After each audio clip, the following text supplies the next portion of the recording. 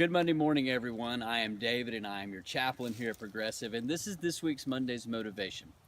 I was recently reading a story about a man named Juan Navarro, and Juan Navarro was recently released from prison in Peru.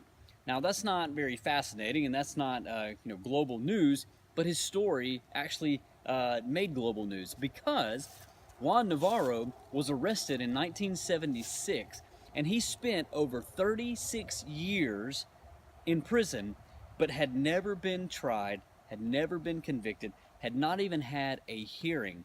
He simply was arrested, put in prison, and then just forgotten about.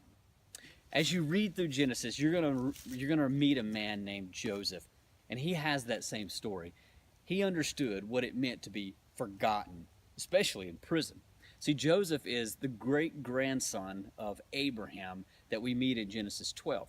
And Joseph, in Joseph's story, he just is this man that is a faithful, good man that really hasn't done anything wrong, but life just keeps turning against him in all circumstances. I mean, his brothers, instead of killing him, they sell him into slavery. He goes to Egypt, and he's doing a good job for this man named Potiphar, except for his wife wants to sleep with Joseph, and Joseph, being a man of integrity, doesn't. He runs out of the house. The wife, Potiphar's wife, cries rape. They arrest Joseph. They throw him in the prison, and he's just there. And as he's there, he meets these two guys, the cupbearer and this baker, both that were on the staff of Pharaoh. They served Pharaoh. And they were in prison. They both had these dreams, and they came to Joseph wanting to know what these dreams meant. And so Joseph told them what they meant, and they actually came true. And Joseph asked, he said, when these dreams come true, I want you to remember me to Pharaoh. Mention my name to Pharaoh. Well, we have this really sad verse in chapter 40 of Genesis, verse 23. It says, yet the chief cupbearer did not remember Joseph, but forgot him. Sometimes, we're doing what is necessary. We're doing what we're supposed to do. We're trying to put one foot in front of the other. We're trying to get ahead. But you know what? Sometimes we just get passed over. We get looked over. And as bad as that is, unfortunately, that's how we humans are, because as much as we don't like that in our jobs and as much as we don't like that in our families, honestly, we've probably done that to other people as well, haven't we?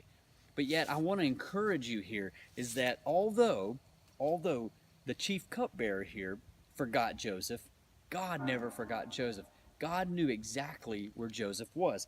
You see, in chapter 50, the last chapter of Genesis, in verse 19 here, this is what Joseph says to his brothers, talking about why God allowed all of these things to happen to him.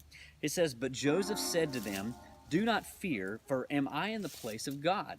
As for you, you meant evil against me, but God meant it for good, to bring it about that many people should be kept alive as they are today.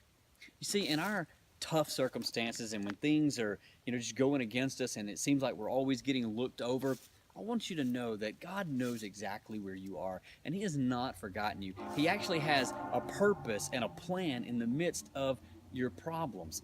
And we see that, this text right here reminds us so much of Romans 8:28. Here's what the Apostle Paul says in the New Testament regarding this idea that, these difficult life circumstances when they come our way. Here's what Romans 8:28 says, and listen to how similar it sounds to what Joseph was saying.